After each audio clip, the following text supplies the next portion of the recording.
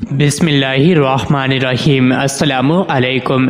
روزانہ واقعات سننے کے لیے اس چینل کو سبسکرائب کریں۔ عبداللہ بن سعد بن ابی سرح صلح حدیبیہ سے پہلے اسلام قبول کرتا ہے۔ یہ قریشی تھا اور حضرت عثمان غنی رضی اللہ عنہ کا رضاعی بھائی تھا۔ اسلام پر سختی سے کار بند رہنے والا عبداللہ جلد ہی اللہ کے رسول صلی اللہ علیہ وآلہ وسلم کا اعتماد حاصل کر لیتا ہے۔ یہ پڑھنا لکھنا جانتا تھا، اس لیے اللہ کے رسول صلی اللہ علیہ وآلہ وسلم نے اسے دیگر صحابہ کرام کے ساتھ کاتب وحی مقرر کیا۔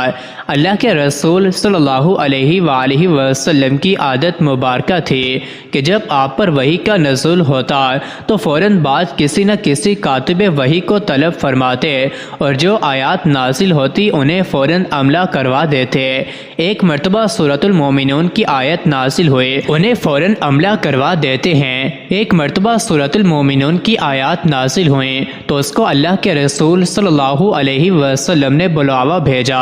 اس نے جان بوجھ کر غلط آیات لکھ دی اور مرتد ہو کر مکہ مکرمہ بھاگ گیا۔ مکہ مکرمہ پہنچ کر اس نے اپنے پرانے دین کو اپنانے کا اعلان کر دیا اور لوگوں کو بتایا کہ اس نے کس طرح قرآن کریم میں تحریف کرنے کی کوشش کی ہے۔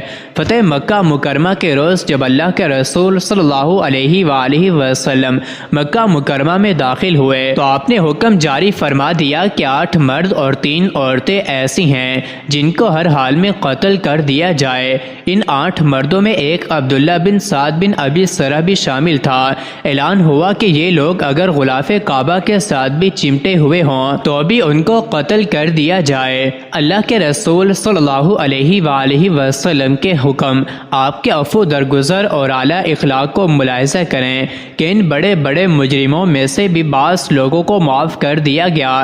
فتح مکہ مکرمہ کے روز یہی عبداللہ بن سعد بن ابی سرح حضرت عثمان غنی رضی اللہ عنہ کے پاس آتا ہے اور ان سے امان طلب کرتا ہے۔ وہ ان کے گھر میں چھپ جاتا ہے۔ جب تھوڑا سا وقت گزر جاتا ہے تو حضرت عثمان رضی اللہ عنہ اس سے لے کر حضور صلی اللہ علیہ وآلہ وسلم کی خدمت میں حاضر ہوتے ہیں اور آپ سے عفو درگزر اور معافی کے طلبگار ہوتے ہیں۔ اللہ کے رسول صلی اللہ علیہ وآلہ وسلم دیر تک خاموش رہتے ہیں۔ اللہ کے رسول صلی اللہ علیہ وآلہ وسلم سے امان طلب کی گئی ہے۔ عبداللہ بن سعد بن ابی سرح کا جرم کوئی معمولی نہ تھا۔ اس شخص نے اسلام اور وحی کے پورے نظام کو ڈھانے کی کوشش کی تھی۔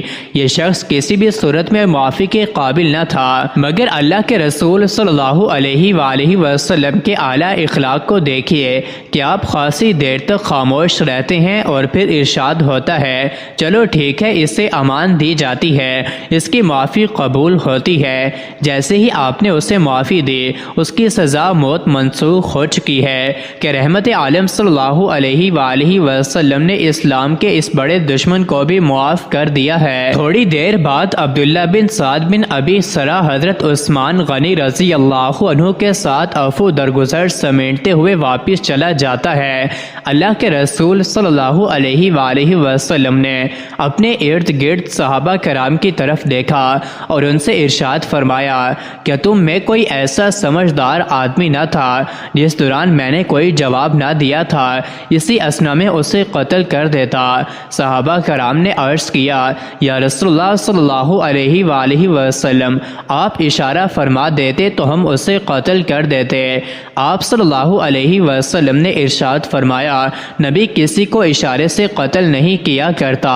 ایک روایت کے الفاظ اس طرح ہیں، آنکھ کا وہ اشارہ جو خیانت پر مبنی ہو منصب نبوت کے شایان شان نہیں۔ حضرت انس بن مالک رضی اللہ عنہ سے روایت ہے کہ ایک نصرانی دائرہ اسلام میں داخل ہوا اور اس نے سورہ بقرہ اور سورہ آل عمران پڑھی۔ پھر نبی کریم صلی اللہ علیہ وآلہ وسلم کا کاتب وحی مقرر ہو گیا اور کچھ دنوں بعد وہ اسلام سے مرتد ہو کر پھر نصرانی ہو گیا اور وہ کہتا تھا کہ معاذ اللہ، محمد اتنا ہی جانتے ہیں جتنا میں لکھ دیتا ہوں۔ اللہ تعالی نے اس لائن کو ہلاک کر دیا، بس نصرانیوں نے اسے دفن کر دیا۔ جب صبح ہوئی تو انہوں نے دیکھا کہ زمین نے اس کی لاش کو باہر پھینک دیا۔ نصرانی کہنے لگے یہ حضور صلی اللہ علیہ وسلم اور آپ کے صحابہ کرام کا کام ہے جنہوں نے ہمارے ساتھی کو قبر سے نکال کر پھینک دیا، کیونکہ یہ ان سے بھاگ آیا آیا تو ان کے جذبات مجروح ہوئے اور ان لوگوں نے راتوں رات آ کر ہمارے آدمی کی قبر کھود کر اسے باہر رکھ دیا۔ پھر ان لوگوں نے اس کے لیے خوب گہری قبر کھودی جتنی وہ کھود سکتے تھے اور اس میں اپنے ساتھی کو دفن کر دیا، مگر جب صبح ہوئی دیکھا کہ زمین اسے پھر باہر پھینک دیا۔ تب انہیں یقین آیا کہ یہ لوگوں کا فعل نہیں، پھر انہوں نے اس کو زمین پر یوں ہی چھوڑ دیا۔ مزید ایسی ہی ویڈیوز کے لیے چینل کو ضرور سبسکرائب کریں۔